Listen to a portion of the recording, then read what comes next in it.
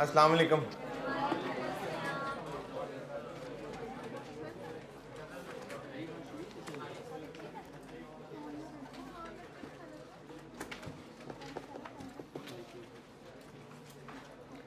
दुरूद शरीफ पढ़ लें।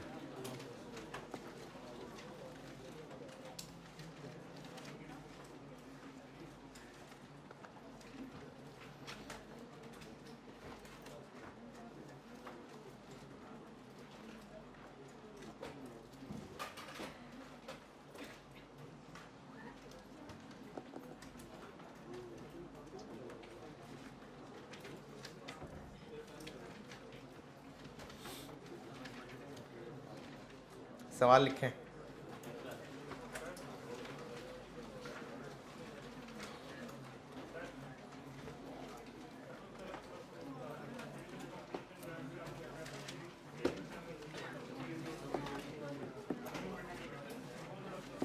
सवाल लिखें।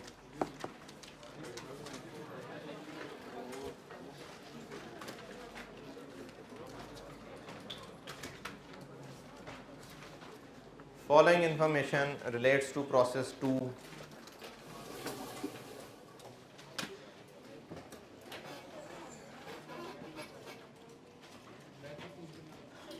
फॉलोइंग इन्फॉर्मेशन रिलेट्स टू अच्छा ये ना सॉरी एक बात मिस हो गई।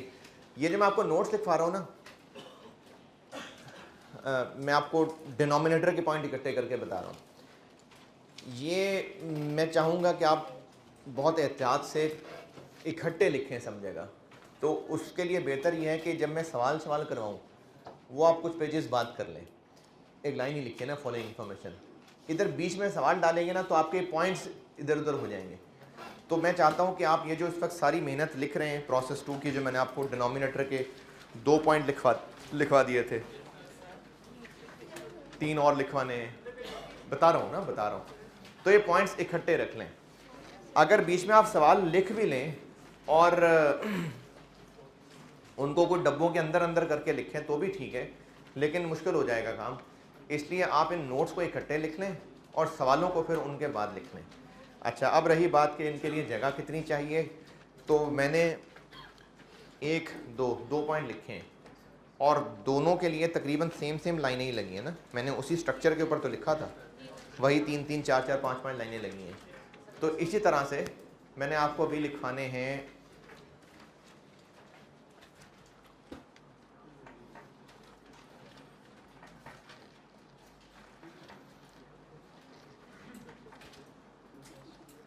एक, 2,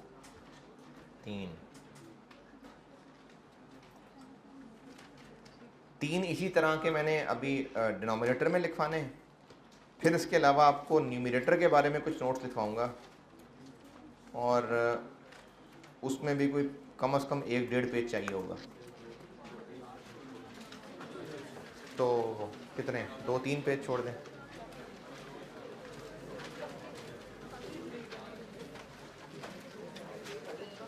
जैसे अभी 2 पॉइंट्स लिखवाए हैं, इस तरह के 3 और लिखवाने हैं अभी, और फिर न्यूमरेटर के बारे में कुछ लिखवाना है, उसमें भी कम से कम 1.5 पेज लगेगा।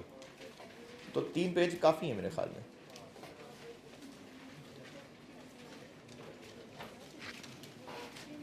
Three sides 1 2 3। चलें सवाल लिखें। Following information relates to process 2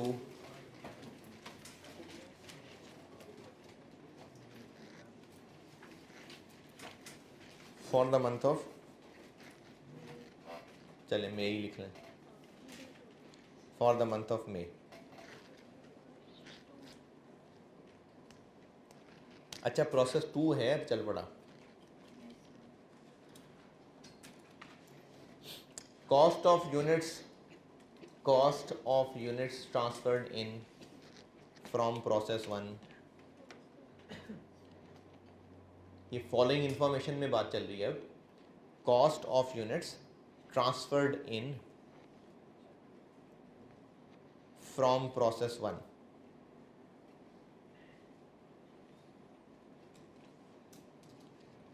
ये हैं 540,000, 5,40,000 रुपये, 540,000, और ब्रैकेट में लिखिए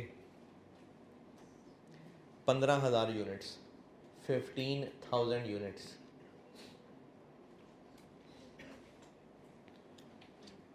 next, additional material cost, additional material cost,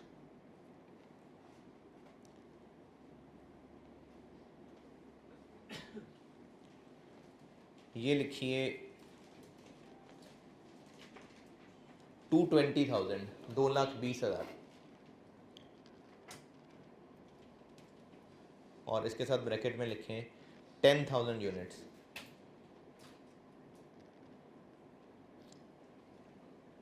जो पिछले प्रोसेस से दूध आया है वो 15,000 है, और जो फ्लेवर नए डाले हैं वो 10,000 है। Conversion, conversion cost, conversion cost है 630,000, 6,30,000, 630,000। चलें, बस खर्चे ये हो गए। Closing work in process, closing work in process,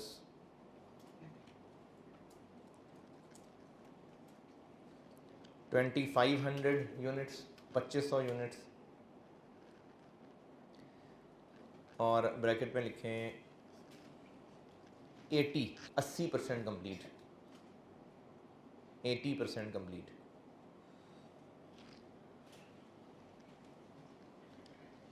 फिर लिखिए new material is added, new material is added,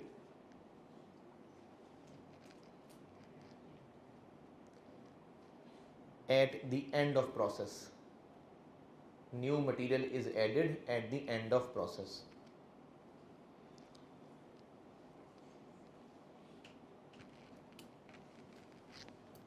चलें, बस आपसे रिक्वायर्ड है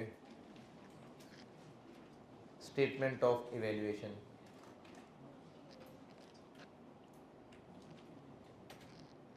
ईपी के 3 कॉलम बन जाएंगे, कॉस्ट पर यूनिट 3 कॉलम बन जाएंगे, और स्टेटमेंट ऑफ इवैल्यूएशन रिक्वायर्ड। करिए जल्दी।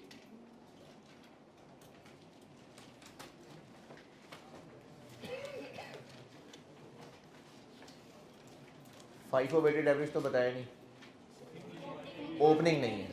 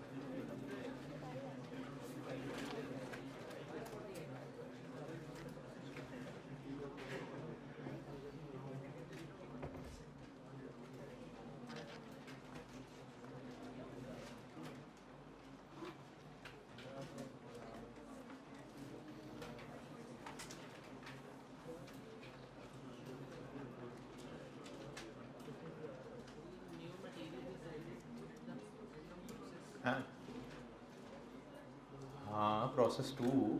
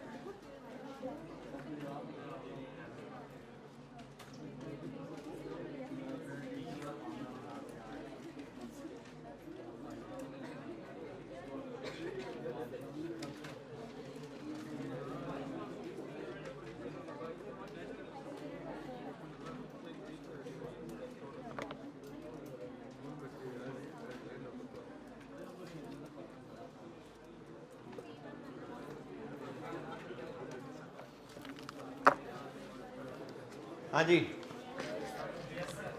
डन। इक्विवेलेंट प्रोडक्शन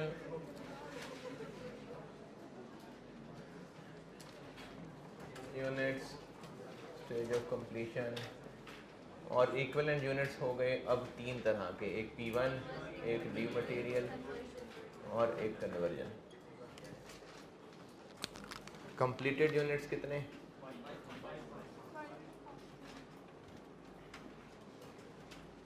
15 पहले थे, 10 और शामिल हो गए, 25 हो गए, और 2500 बाकी रह गए, तो 22,500।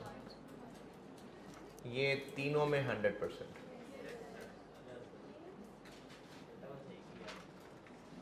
चलो ठीक है, जहाँ तक तो सही है। Closing work in process P1 column में तो लिखना ही है,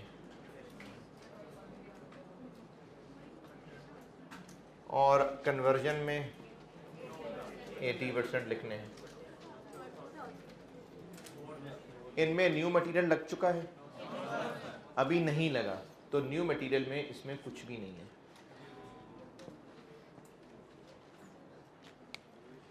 ये बात मैंने कल आपको 2 तरीके से बताई थी। एक मैंने कहा था कि आप मेनली ये याद रख लें कि इस कॉलम में क्लोजिंग के यूनिट्स तब आएंगे अगर इनमें नया मटेरियल ऐड हो चुका। तो हो चुका नहीं, वो तो एंड पे जाके पूरा होता है। अच्छा, महीने के एंड पे नहीं, हर प्रोसीजर के एंड पे। तो ये तो भी एंड तक पहुंचा ही नहीं, तभी तो वर्क इन प्रोसेस है। इसलिए इनमें नया मटेरियल नहीं डला, तो उसके यूनिट्स में ये नहीं आएंगे। और फिर मैंने इसकी एक पहचान ये लिखी थी न्यूमेरिकल, कि आप देख लीजिए कि वर्क इन प्रोसेस की स्टेज ऑफ कंप्लीशन क्या है और stage of new material addition क्या है।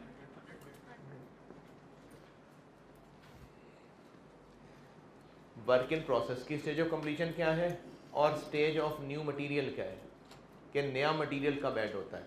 तो क्या ये इससे ज़्यादा है या बराबर है? नहीं, तो यहाँ नहीं लिखना। इससे वैसे बेहतर आप ये याद रख लेना कि नया मटेरियल इसमें ऐड हो चुका है तो लिखना है, नहीं हुआ तो नहीं लिखना, तो वो ज़्यादा बेहतर है।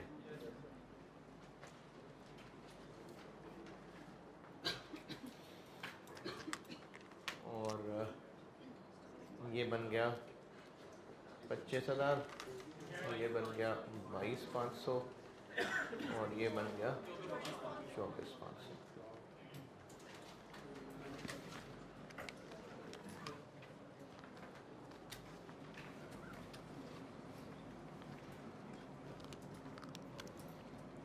Cost per unit, P1 cost, new material और कन्वर्जन।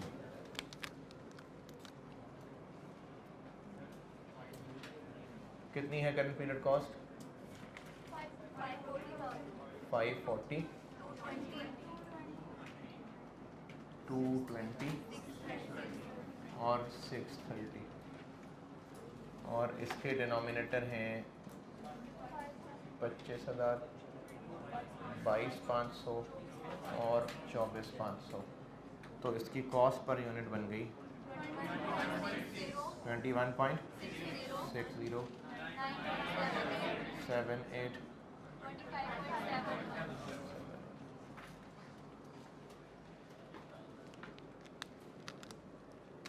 और स्टेटमेंट ऑफ इवैल्यूएशन में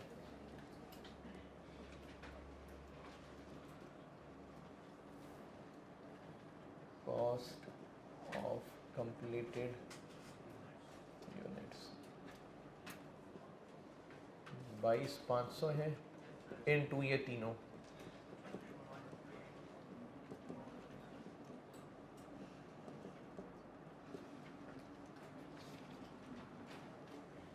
cost of closing work in process P1 में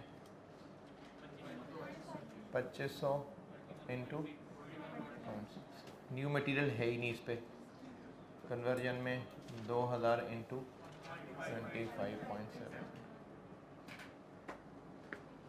ये सवाल।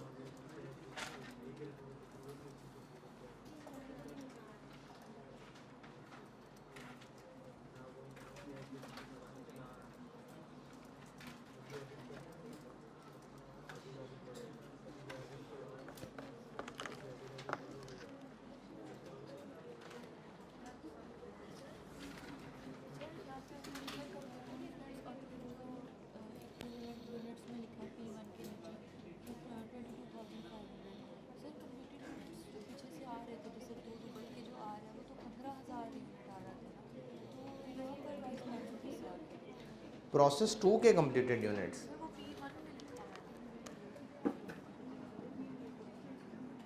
प्रोसेस 2 में ट्रांसफर इन हुआ था 20,000, न्यू मटेरियल इनपुट हुआ था 10,000, नहीं 15 थे ये, और क्लोजिंग है, तो प्रोसेस 2 का आउटपुट कितना है 22,500, तो कंप्लीटेड यूनिट्स 22,500 हैं। यहां पर P1 कॉस्ट का मतलब ये नहीं है कि जो P1 से यूनिट्स आए थे, नहीं, इस आउटपुट की बात हो रही है कि हम ये इसके डिनोमिनेटर में तीनों कॉलम में जब ये लिख रहे हैं तो हम निकालने क्या लगे हैं कि जो प्रोडक्ट बन गया उसमें दूध की कॉस्ट कितनी है, फ्लेवर की कॉस्ट कितनी है और कन्वर्जन की कॉस्ट कितनी है। तो जो दूध की कॉस्ट थी यानी 5,40,000, इसके डिनोमिनेटर में ये लिखे तो पता चला कि इनकी दूध की कॉस्ट कितनी है। जो ये थे कितना 2 लाख, इसके डिनोमिनेटर में इनको रखा ताकि पता चला कि फ्लेवर की इन पे लगी हुई कॉस्ट कितनी है। ये जो कल मैंने सारी मिसाल समझाई थी ना, वो लेक्चर आप दोबारा बार बार रिवाइज करके आए अगले 2-3 दिन तक, क्योंकि ये कल परसों तक ये यही चलना है लॉसेस। तो वो जो कल सारी डिस्कशन मैंने की है आप रोज़ उसको रिवाइज करें।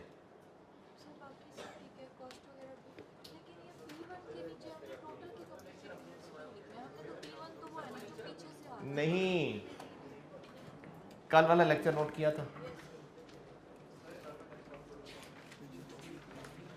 उसमें ये जो 100 रुपये दूध का लिखे हैं 75 रुपये,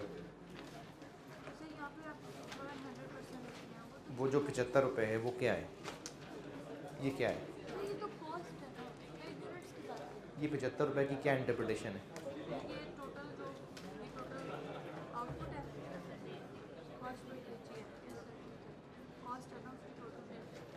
जो प्रोडक्ट बना उसमें मिल्क की कॉस्ट कितनी है, ये 75 है। 75 का डिनोमिनेटर क्या है, ये आउटपुट है ना। ये 75 कैसे निकला, 3 लाख को किससे डिवाइड किया है? ये 4,000 वो हैं जो प्रोसेस 1 से आए थे।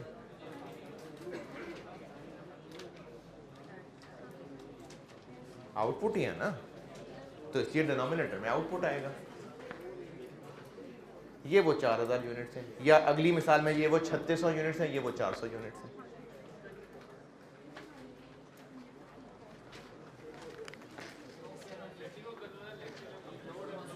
क्या हुआ, क्यों?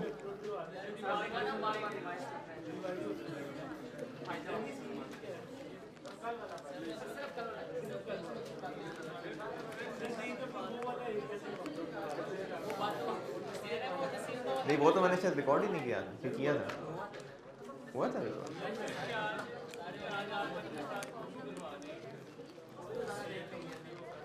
अच्छा, वो असल में वो ये जो बेइज्जती थी कल, इसमें FR1 वाले लोग भी शामिल थे, तो वो कंबाइंड बेइज्जती थी, तो FR1 में भी मैं करूँगा उन लोगों की।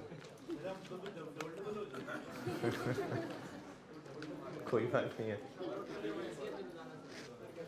वो गंदे मजाक वाली बात मेनली FR1 के बच्चों के लिए थी।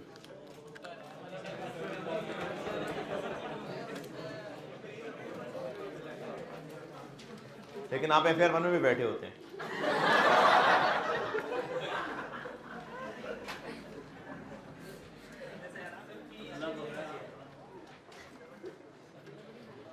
यार ये बोर्ड की सैर करा दें।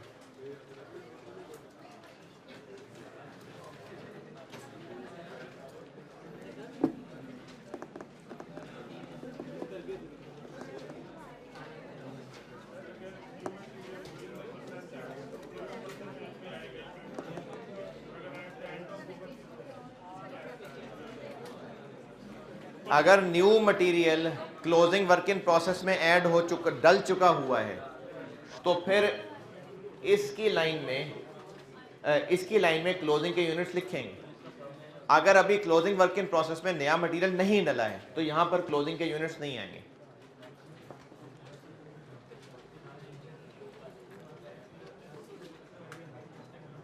अच्छा चले, वैसे मैं ना इस मशवरे पे गौर करता हूं कि मैं अगर कल वाला यूट्यूब पर डलवा दूं क्योंकि जो कल वाली डिस्कशन है ना वो बहुत ज़रूरी है, आप उसको बार बार रिपीट करें, क्योंकि ये चीज़ें कि P1 कॉलम, अब बार बार ये कन्फ्यूजन आती रहेगी कल परसों भी कि P1 कॉलम क्या है, वो जो पिछले प्रोसेस में कौन खर्चे आए थे।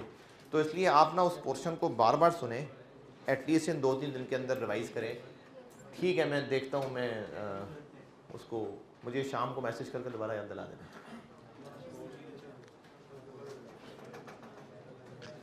हाँ भाई, होगी सैर।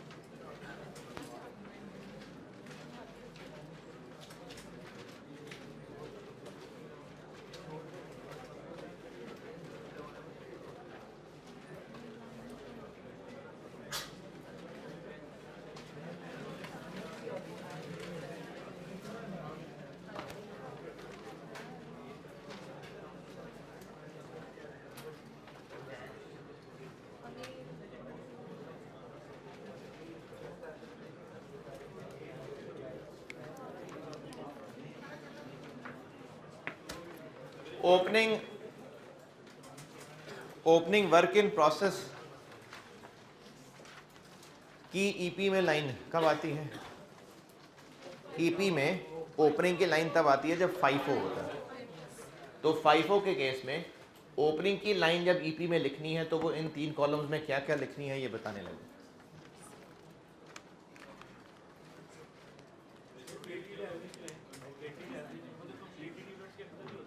हाँ, और ओपनिंग की अलग लाइन नहीं आ रही होती ना, तो ये मेरी मुराद है जब ओपनिंग की हम अलग लाइन लिखते हैं। हाँ,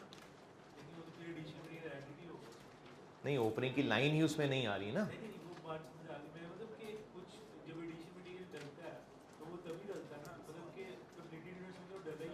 हाँ, हाँ, यहाँ पर क्या लिखूं? जैसे पहले होता है, ये तो वही बात, ये जैसे पहले करते हैं। ओपनिंग वर्क इन प्रोसेस की लाइन में कन्वर्जन वाले कॉलम में यूनिट्स कैसे लिख रहे होते हैं? अगर ओपनिंग 70% कंप्लीट था तो 30 यहाँ लिख रहे होते हैं, ये जैसे पहले करते हैं।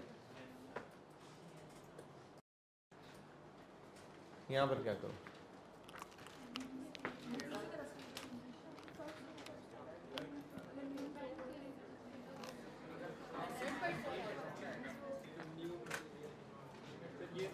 हाँ जी, नहीं आएगा, 0 मतलब यहाँ नहीं आएगा।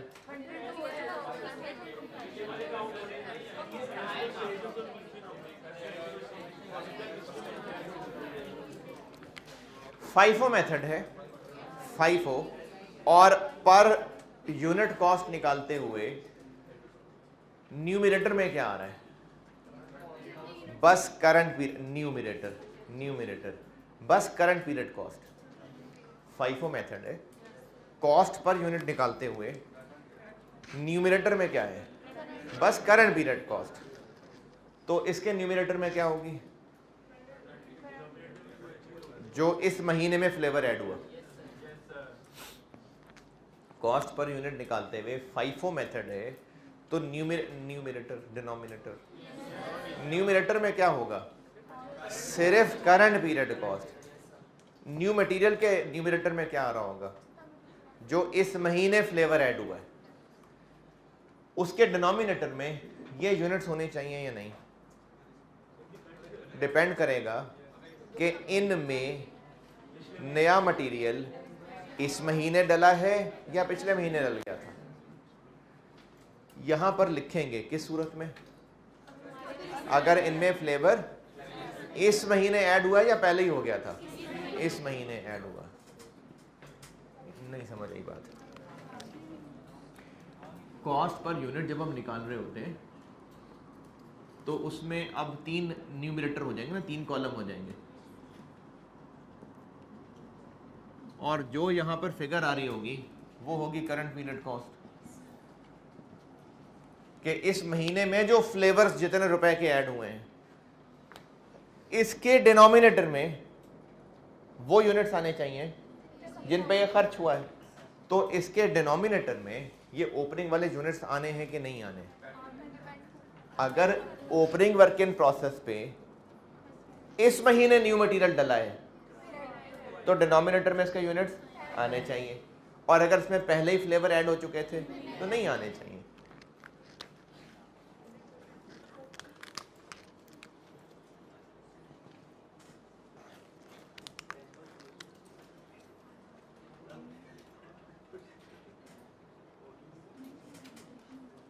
अब इसमें या तो आप वो अंग्रेजी लिख लें कि अगर इनमें न्यू मटेरियल इस महीने ऐड हुआ है तो आएंगे, ओनली इफ न्यू मटेरियल इस महीने इनमें डला है तो।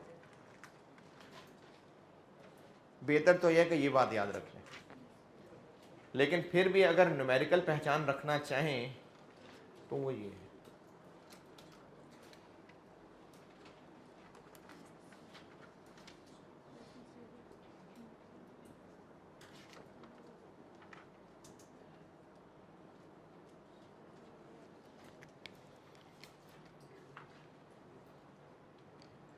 यानी अगर opening work in process 40% complete है, 40%, और न्यू मटेरियल ऐड होता है 70% पे आके, तो इनमें इस महीने आके ऐड हुआ होगा ना, तो फिर यहाँ यूनिट्स लिखेंगे। और अगर न्यूमेरिकली देखना हो, ओपनिंग 40% कंप्लीट थे, न्यू मटेरियल 70% पे आके ऐड होता है, तो हाँ ठीक है ये कम है, तो यहाँ लिखेंगे ओपनिंग के यूनिट्स। ज़्यादा बेहतर वैसे ना पहले वाली बात है, ये मैं लिख तो देता हूँ न्यूमेरिकल इंडिकेशन, लेकिन ज़्यादा बेहतर ये बात है कि अगर इनमें इस महीने आके न्यू मटेरियल डला है तो फिर यूनिट्स इस कॉलम में लिखना है, क्योंकि सुनहरी असूल ये है कि इसके डिनोमिनेटर में वो यूनिट्स आने चाहिए जिन पे ये खर्च हुआ है। फाइफो मेथड में न्यूमरेटर में क्या आ रहा है, करंट पीरियड कॉस्ट, तो ये वो है जो इस महीने में इतने रुपए का न्यू फ्लेवर प्रोसेस में डला है। तो ओपनिंग में अगर इस महीने फ्लेवर डला है तो यकीनन ये उस पर भी डला होगा, तो इसके डिनोमिनेटर में यहाँ पर लिखेंगे यूनिट्स। अच्छा, मैं आपको ये सारी बातें कोशिश करता हूँ कि सारी कॉस्ट समझा के चलूँ, फिर भी ये स्ट्रक्चर बना के देता हूँ कि जो बिल्कुल लोएस्ट लेवल लोग हों उनको भी जीने का हक है ना, तो आप याद करें और सवाल तो करें ना। यानी इनमें यूनिट्स लिखने हैं ओपनिंग के, इसमें यूनिट्स लिखने हैं, अगर ये हो तो सवाल करने की कम से कम दर्जा जो है वो भी बता रहा होता हूँ, लेकिन समझा भी रहा होता हूँ। समझ आ जाए बहुत अच्छी बात है, नहीं तो फॉर्मेट तो याद कर ही लें, और आप सवाल सॉल्व करते हुए फॉलो फॉर्मेट किया करें, क्योंकि अगर आप सिर्फ कॉन्सेप्ट पे सवाल करने की कोशिश करेंगे ना तो एग्जाम में ज़रा सा भी दिमाग पे प्रेशर पड़ा सारे कॉन्सेप्ट इधर उधर हो जाएंगे। इसलिए आप फॉलो फॉर्मेट किया करें, लेकिन बार बार दोहराया करें, अपने आप को बताया करें क्यों हो रहा है, इससे फिर कॉन्सेप्ट पक्के होते हैं। तो मैं समझाता तो हूँ, कोशिश करता हूँ बेटा जिनसे ना समझ आ रही होती है वो कम से कम ये ज़रूर फॉलो कर लिया करें।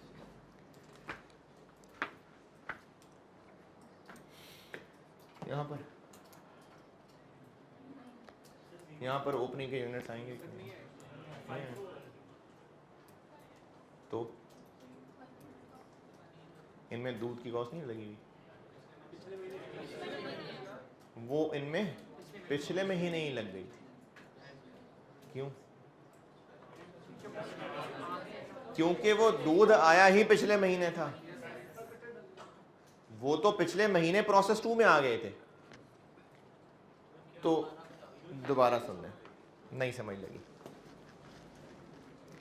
अच्छा, ये जो मैं अभी कहानी बताने लगा हूं ना, ये आपकी मर्जी है, अगर आप इस कहानी को लिखना चाहें तो इसी के नीचे के डब्बा बना के लिख लेना, मर्जी है, ना लिखना चाहें कोई बात नहीं। वो कहानी बताऊं ही क्यों? एक महीने का नहीं, प्रोसेस 1 का क्लोजिंग स्टॉक, प्रोसेस 1 का closing work in process, process 2 का, हाँ इसीलिए बताना चाह रहा हूं। मैंने कहा प्रोसेस 1 का closing work in process, process 2 का, हाँ तो ये जज्बाती बात है। प्रोसेस 1 का closing work in process, process 2 का ओपनिंग वर्क इन प्रोसेस नहीं है, वो प्रोसेस 1 का ही अगले महीने ओपनिंग वर्क इन प्रोसेस।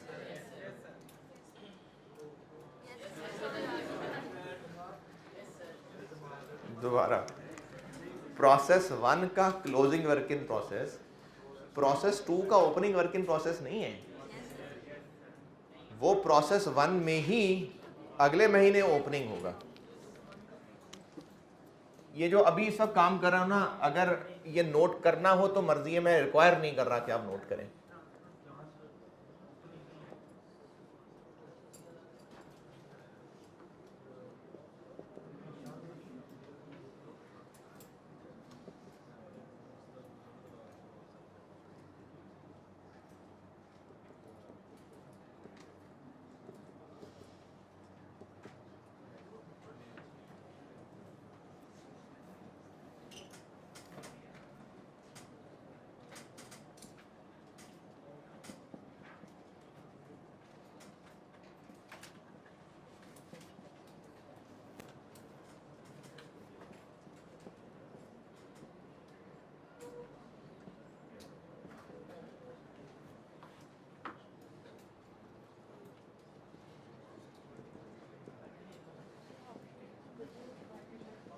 ये पहले ना पूरा देखने में बना के आ रहा हूं, अगर किसी को जरूरत लगे नोट करने की तो करना, वरना रहने देना।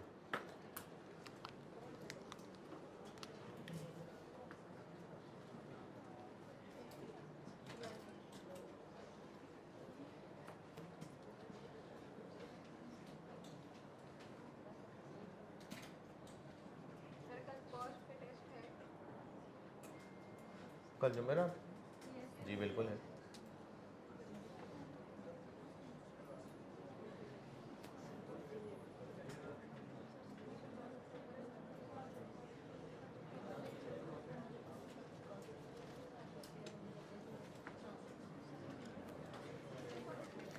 अच्छा, मैं अभी जो भी बात कर रहा था, एक ये अप्रैल के महीने के प्रोसेस 1 का क्लोजिंग वर्क इन प्रोसेस है, तो ये प्रोसेस 2 का ओपनिंग वर्क इन प्रोसेस हो जाएगा।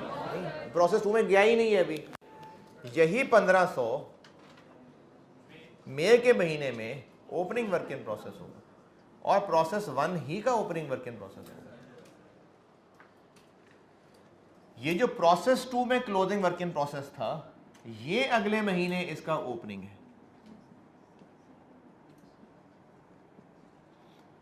तो ये एक जज्बाती बात होती है, मैंने अभी जैसे पूछा और आप लोगों ने बोल भी दिया।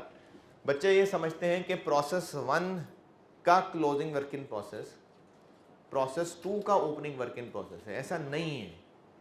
प्रोसेस 2 का ओपनिंग प्रोसेस वही है जो पिछले महीने इसका क्लोजिंग वर्क इन प्रोसेस था, और जो प्रोसेस 1 का क्लोजिंग था वो अगले महीने प्रोसेस 1 ही का ओपनिंग होगा। अच्छा, अब ये जो मैं यहाँ पर बात समझाने की कोशिश कर रहा हूँ ना, अब मैंने फिगर सामने लिख दी, मैं इनसे दोबारा समझाता हूँ। डाटा पूरा कर लूँ पहले, बल्कि ठीक है, ओपनिंग तो मैंने लिख ही लिया है।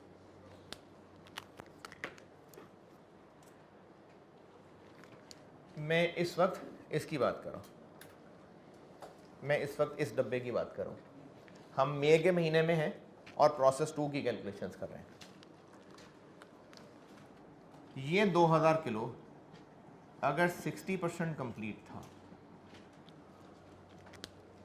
तो कैमरा, तो फिर ये इधर ओपनिंग की लाइन में कितने यूनिट्स आएंगे? मैं मई की कैलकुलेशन कर रहा हूँ, प्रोसेस 2 पढ़ा रहा हूँ।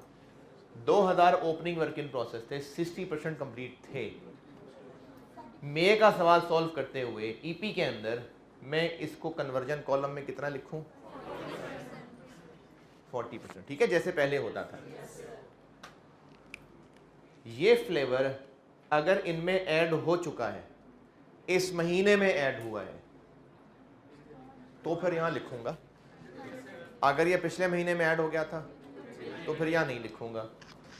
ये ऐड होता है added when process is 70% complete.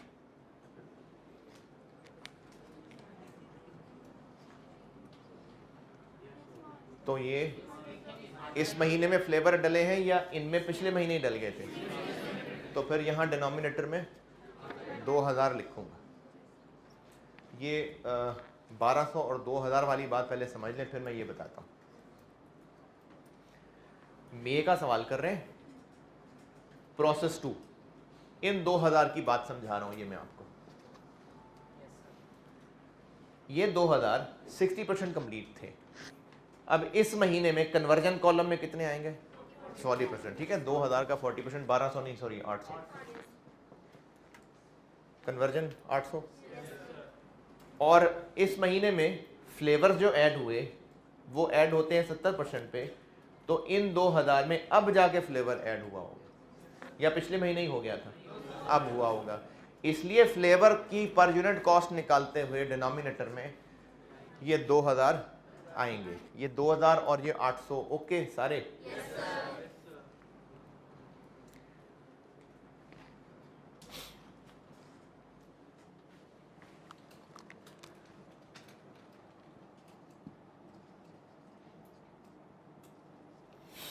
ये 2,80,000 रुपए का मटेरियल है जो इस महीने मिल्क यहां पर आया है।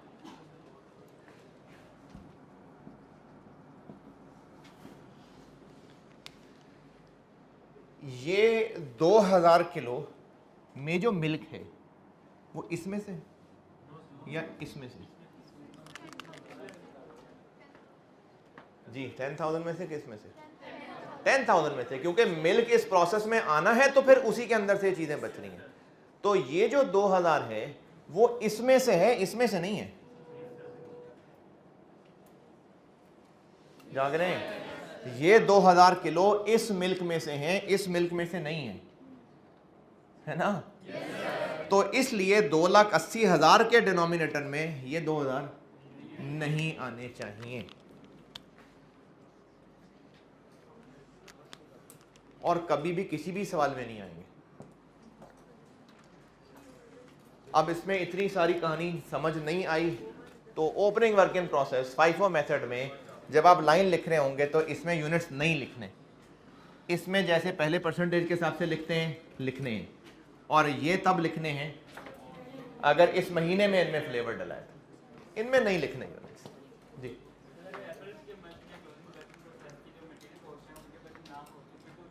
अच्छा, मैं इस वक्त जो आपको चीज़ पढ़ा रहा हूँ ना, केस 1 केस 2, इनमें वो मटेरियल 100% से कम वाला है ही नहीं, वो मैंने केस 3 में बताऊंगा। शुरू में कुछ सवालों में मैंने ऐसे सवाल कराए थे जिनमें मटेरियल 100 से कम था, तब मैंने उसकी रीज़न नहीं समझाई थी। अब जब मैं आपको प्रोसेस 2 का केस 3 समझा लूँगा ना, फिर करूँगा उस पर बात। तो इनमें वो बात नहीं है। अभी जो हम पढ़ रहे हैं ना केस 2, इसमें नहीं है मटेरियल 100% से कम वाला, हो ही नहीं सकता। Stage of completion with respect to material कह रहे हैं 40%, नहीं है ना, इस केस में हो ही नहीं सकता।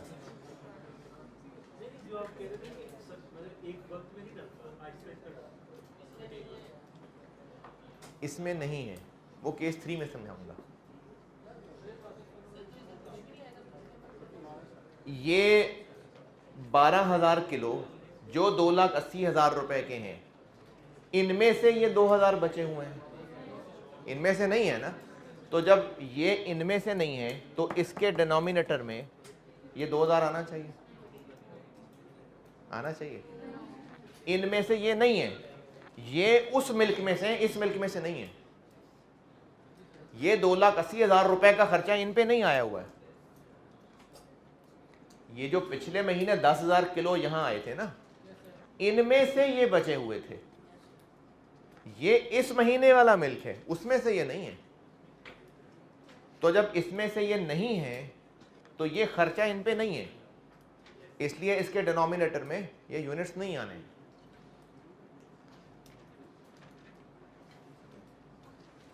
बस नहीं आने।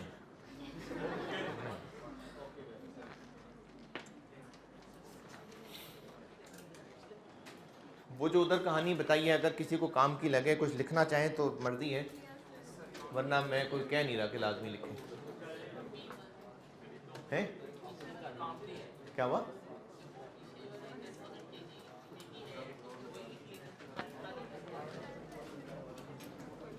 ये इनमें से है। हाँ, वो क्या लिख लेंगे? वो 10,000 यहाँ लिख लो।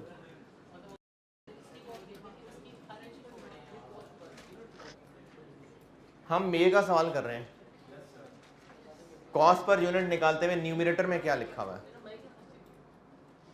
हम मे का सवाल सॉल्व कर रहे हैं, तो पर यूनिट कॉस्ट में P1 के न्यूमरेटर में 2,80,000 लिखा हुआ है। ये नहीं लिखा हुआ, ये लिखा हुआ है। तो बात हो रही है कि इसके डिनोमिनेटर में क्या आएगा?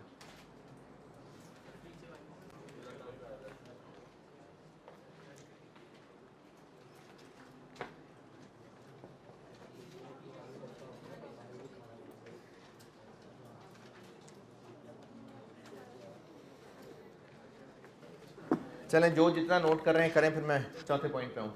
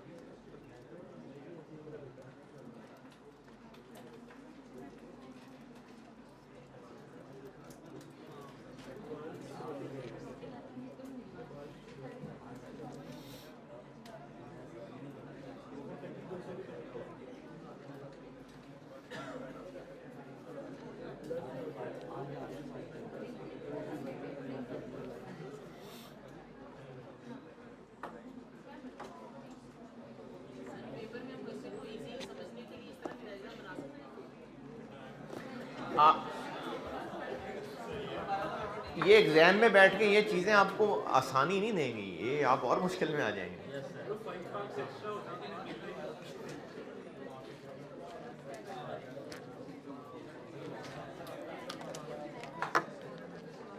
जल्दी जल्दी।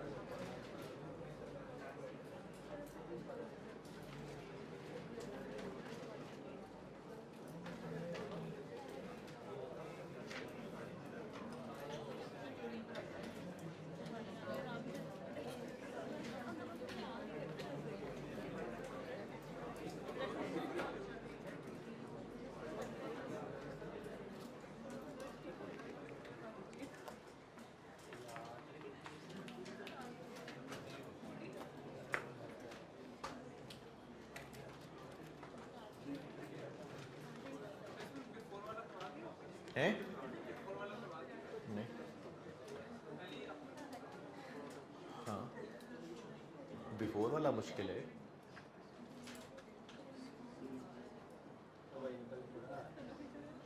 हाँ हाँ, कुछ नहीं।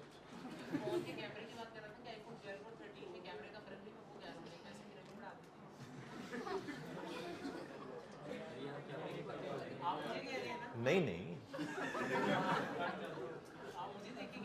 यार, मैं वैसे ही आपको देख रहा था प्यार से। आप अच्छे स्टूडेंट हैं आप, क्लास के जो है ना वो एक रौनक लगी रहती है, सब ब्रिलियंट स्टूडेंट।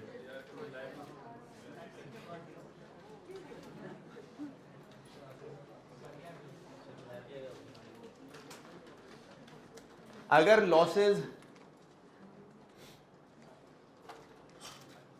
नए मटेरियल ऐड होने के बाद हो रहे हैं, यानी फ्लेवर ऐड होने के बाद,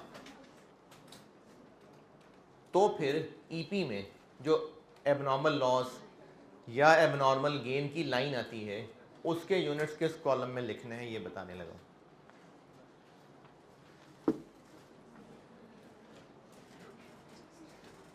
फ्लेवर डलने के बाद जो लॉस हो रहा है उसमें दूध की कॉस्ट लग चुकी है। हाँ, तो दूध के डिनोमिनेटर में इसके यूनिट्स आने चाहिए। फ्लेवर की कॉस्ट लग चुकी है यार, डिपेंड करता है यार, इतना बड़ा बड़ा लिखा है मैंने, तो लग चुकी है, तो उसके डिनोमिनेटर में भी इसके यूनिट्स आने चाहिए। और कन्वर्जन जैसे पहले करते हैं, जैसे पहले करते हैं स्टेज ऑफ कंप्लीशन के एतबार से। मैंने लिखा है कि अगर फ्लेवर डलने के बाद लॉस हो रहा है तो उस पर ठीक है ना, मिल्क भी डल चुका है, फ्लेवर भी डल चुका है, इसलिए दोनों के डिनोमिनेटर में इसके पूरे पूरे यूनिट्स आने चाहिए। जी, FIFO वेटेड एवरेज में इस लॉस का क्या ताल्लुक है? नहीं, लॉस का तो अच्छा, चलो आप बात पूरी करो।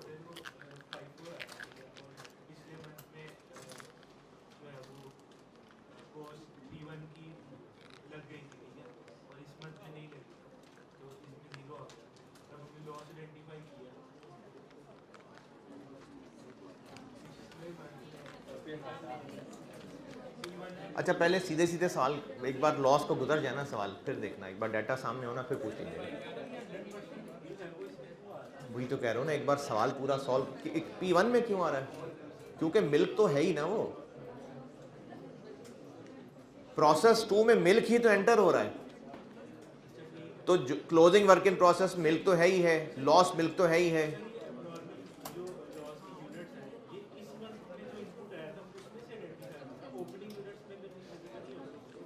इस बात का जवाब आगे है, ये जो नहीं केस 3 में नहीं, कल इसका जवाब आ जाएगा। ये जो आपने पूछा ना कि ओपनिंग में से लॉस है कि नहीं, इनका कल इंशाल्लाह जवाब मिल जाएगा।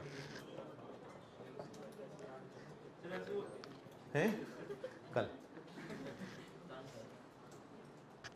ये नोटेड। अच्छा, अब जो नंबर 5 है वो एक मुश्किल चीज़ है, वो उसकी बारी कल आएगी। 5 लिखूंगा उसके लिए भी इतनी ही जगह चाहिए होगी। डिनोमिनेटर की बात पूरी हो गई, मैंने आपको डिनोमिनेटर एक्सप्लेन करना शुरू किया था, 4 पॉइंट्स ये लिख लिए, 5वां कल लिखवाऊंगा, उसके लिए इतनी ही जगह लगेगी। डिनोमिनेटर की बात पूरी हो गई, तो 5वें पॉइंट की जगह छोड़ के न्यूमरेटर की बात करते हैं। अब मैंने ना कल ये प्रोसेस 2 का केस 2 शुरू किया था और बस इतना कहा था कि हम कॉस्ट पर यूनिट 3 टुकड़ों में निकालेंगे, ईपी के 3 कॉलम बनेंगे।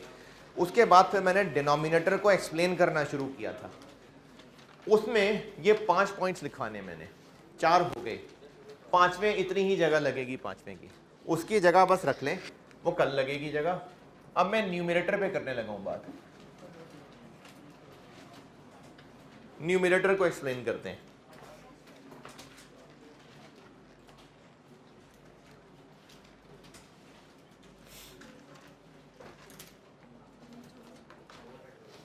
वो कहाँ लिखोगी 5वां?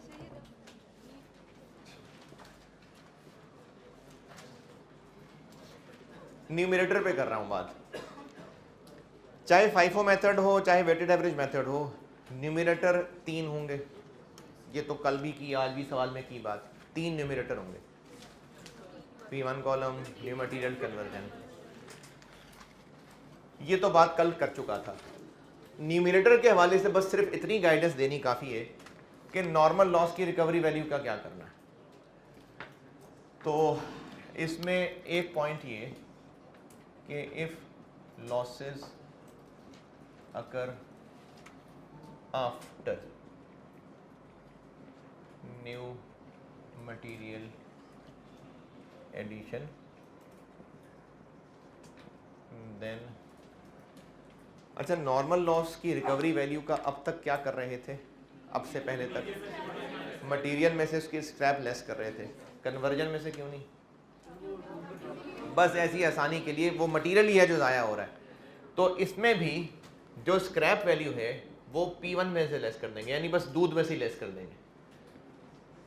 स्क्रैप वैल्यू 3 कॉलम में से बस दूध वाले में से लेस कर देंगे। Then scrap value of normal loss is deducted from P1 cost column.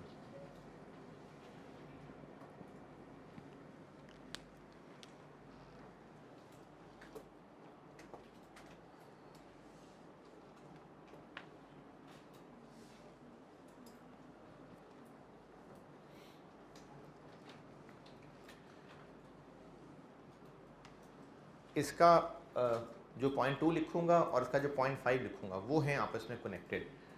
तो वो कल यहाँ तक जो पढ़ा उसके लिए सवाल लिखें, मैं करता हूँ बोर्ड पे।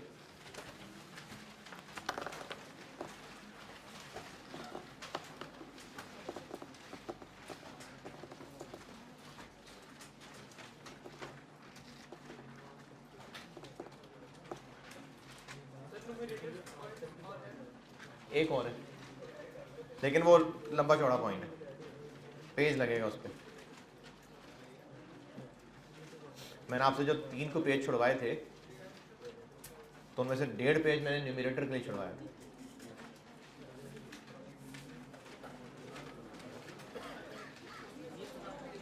है पहला पॉइंट बस,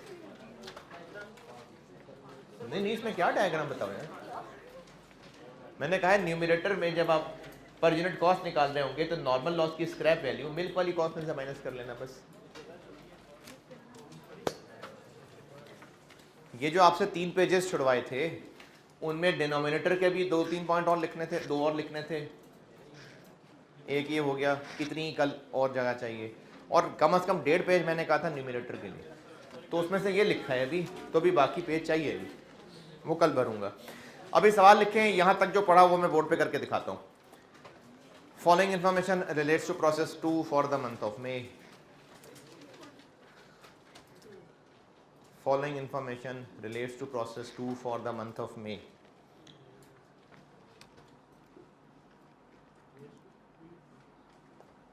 Following information relates to process 2 for the month of May.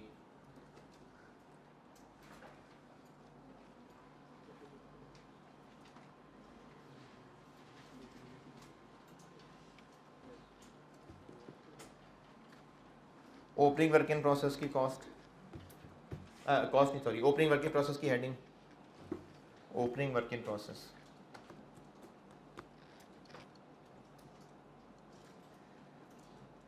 2000 units हैं, 2000 यूनिट्स।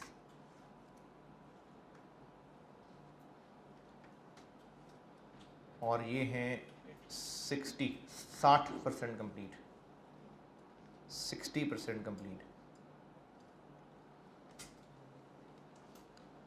और ओपनिंग वर्क इन प्रोसेस की कॉस्ट मटेरियल 45,000, मटेरियल नहीं sorry P1 cost of opening work in process बता रहा हूँ। P1 कॉस्ट इसमें 45,000 है और कन्वर्जन कॉस्ट 60,000 है। ओपनिंग वर्क इन प्रोसेस की कॉस्ट बताइए, P1 कॉस्ट 45,000 है और कन्वर्जन 60,000 है। बस ओपनिंग खत्म। Current period data,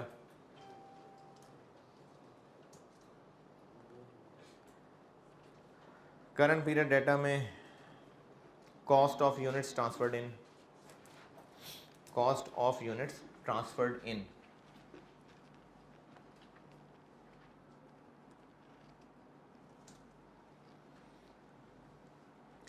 $450,000, 4.5 lakh,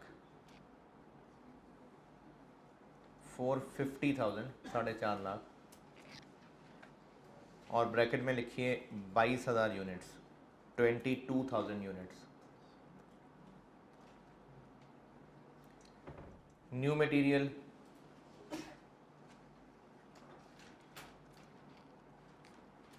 $3,00,000,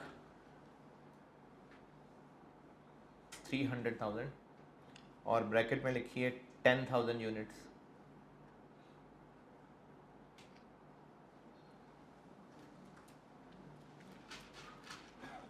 conversion,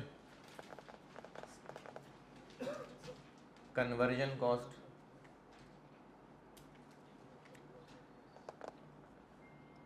$700,000, 7 lakh.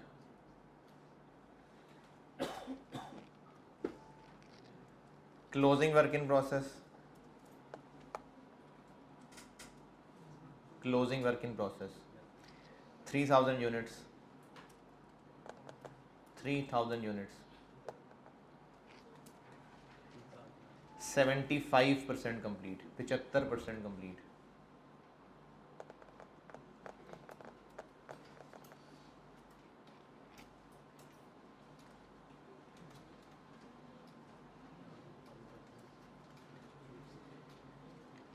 Normal loss, normal loss 500 units, 500 units. Abnormal loss, पहले ना, इसलिए मैं भी इंस्पेक्शन की कैलकुलेशन में नहीं डाल रहा, बता रहा हूँ फिगर्स पूरी। नॉर्मल लॉस मैंने बताए हैं 500 यूनिट्स, और एबनॉर्मल लॉस बताए हैं 300 units.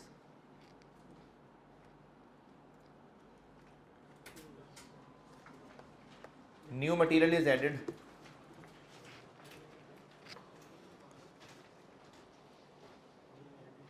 New material is added when process is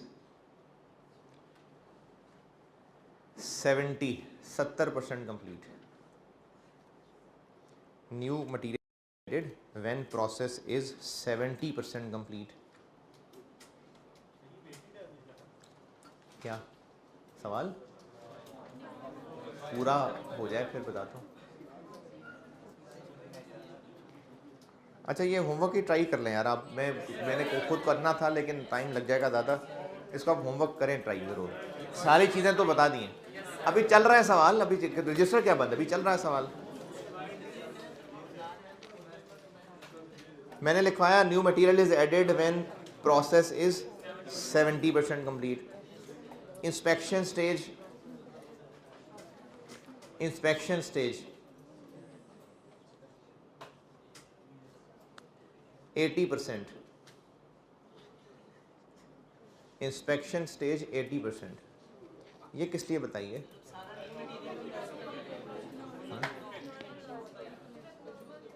abnormal calculate क्यों करना है, वो तो मैंने बता दिया 300 यूनिट्स। ये उसकी स्टेज ऑफ कंप्लीशन है। जो स्टेज ऑफ, बेशक मैंने आपसे एबनॉर्मल लॉस नहीं कैलकुलेट करवाया, लेकिन ये जो स्टेज ऑफ इंस्पेक्शन होती है ये एबनॉर्मल लॉस की स्टेज ऑफ कंप्लीशन होती है। और ये कैसे पता चल रहा है कि ये वाला? क्योंकि नया मटेरियल ऐड होता है 70% पे, जबकि लॉस 80% पे जाके देखते हैं तो उसमें नया मटेरियल ऐड हो चुका हो, इसलिए ये वाली बात है। अच्छा जी, और क्या रह गया? Scrap value of defective units, scrap value of defective units, scrap value of defective units 8 रुपये, ₹8 per unit.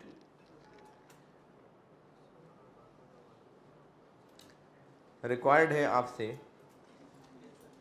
Statement of evaluation, statement of evaluation 500 से कर लें या वेटेड एवरेज? हाँ, तो दोनों से using part A weighted average method, part B FIFO method.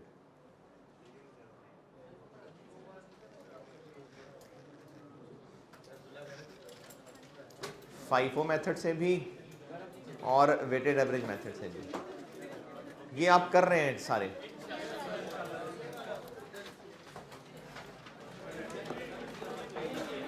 यार आप लोगों के क्लास में ना हदीस नहीं होती है।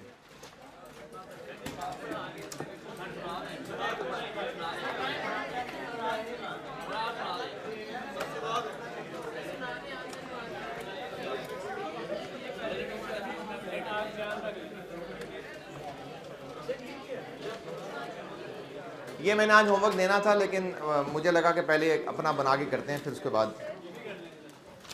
हाँ, अगर कोई बहुत अच्छे बच्चे हैं तो ये होमवर्क भी करने जो पेज दिया नहीं है बहुत अच्छा।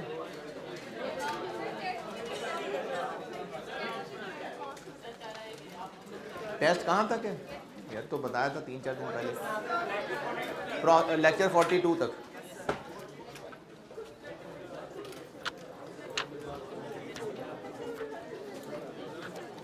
कोई आखिरी बात याद हो? पता नहीं इतना अरसा हो गया है? हाँ,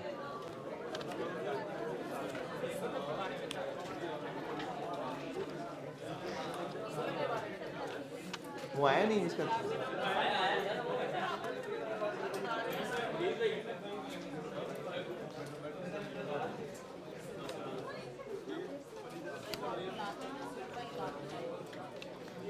हाँ जी, जुल्म वाली मैं एक बात बता रहा था।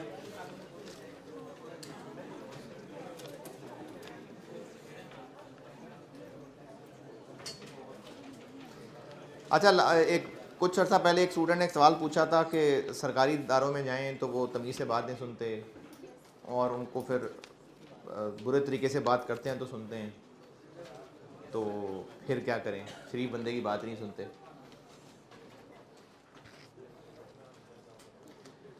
सवाल दोहरा रहा हूँ, इखलाक की बातें तो कर ली, लेकिन सरकारी इदारों में जाएं तो वो बात नहीं सुनते तमीज़ से, जब तक बदतमीज़ी ना करें। तो बात यह है कि हमारी परसेप्शन है, ये हमने खुद अपने लिए एक बात बना ली है कि बदतमीज़ी से बात करेंगे तो अगला बात सुनेगा। मेरा अपना ज़ाती एक्सपीरियंस है कि पुलिस से भी वास्ता पड़ा 2-3 दफ़ा, जिस भी मामले में, कोई ज़रूरी नहीं होता कि क्राइम में ही वास्ता पड़े पुलिस से, और भी सरकार ट्रैफिक डिपार्टमेंट से वास्ता पड़ा, और भी सरकारी इदारों से वास्ता पड़ा, वापडा वालों से वास्ता पड़ा। मेरा अब तक नहीं, नैब में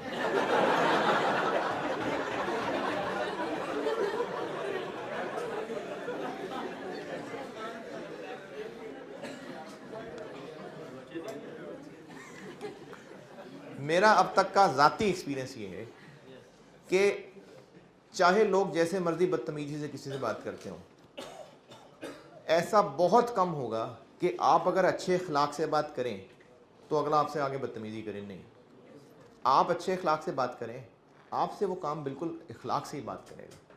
तो इसलिए जब आप सरकारी इदारे में जाएं किसी वजह से, ये हमने खुद अपनी तरफ से एक बात खुद अपने आप पे तारी कर ली है कि जब तक ओखा नहीं बोलेंगे तब तक काम नहीं होगा।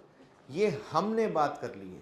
मैंने ना कुछ अर्सा पहले एक हदीस सुनाई थी, पता नहीं शायद इस क्लास में मैं सुना सका था कि नहीं सुना सका था, मैं वो दोबारा सुनाता हूँ। मुस्लिम 6601 सईदा आयशा रज़ियल्लाहु तआला अन्हा से रिवायत है कि रसूलुल्लाह सल्लल्लाहु अलैहि वसल्लम ने फरमाया, ए आयशा, बेशक अल्लाह ताला नरमी करने वाला है, नरमी को पसंद फरमाता है, और नरमी पर वो जो कुछ अता फरमाता है वो सख्ती पर नहीं देता, और ना उसके अलावा किसी चीज़ पर। हम अपना इखलाक अच्छा कर लें। अच्छा, कुछ चीज़ें होती हैं जो सिचुएशन पे डिपेंड करती हैं, कुछ चीज़ों को अकॉर्डिंगली हैंडल करना पड़ सकता है, वो सिचुएशन टू सिचुएशन वेरी करता है। लेकिन मैं आपको जनरल बात बता रहा हूँ, हमारा काम है अच्छे अखलाक से नरमी से ही बात करना, चाहे सरकारी दफ्तर ही क्यों ना हो, क्योंकि अल्लाह नरमी पर वो कुछ अता करता है जो सख्ती पर अदा नहीं करता है। अगर मैं जाके उससे ओखे ओके बात कर रहा हूँ तो आपका क्या ख्याल है वो मुझसे डर के बड़े आराम से काम कर देगा? नहीं, वो और पंगे में जाएगा और ख़राब काम करेगा। तो इसलिए हमारा काम नरमी है, हमारा काम अच्छा अखलाक है, क्योंकि अल्लाह ताला नरमी पर वो कुछ अता करते हैं जो सख्ती पर अता नहीं करते। अच्छा, अगेन आपके पिछले सवाल से रिलेटेड एक बात आ गई। डिपेंड करता है कि हम कामयाबी कह किसको रहे हैं।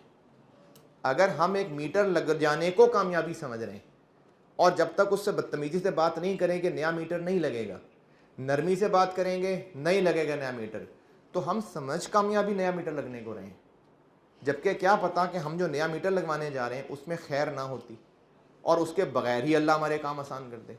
हम जिस चीज़ को ज़बरदस्ती हल करवाने जा रहे हैं और हमें लगता है कि ज़बरदस्ती नहीं, प्यार मोहब्बत से बात करेंगे तो काम ही नहीं होगा, तो इसका मतलब वो काम होना ही कामयाबी है? नहीं, अल्लाह वो काम हुए बगैर भी हमारे काम बना देंगे।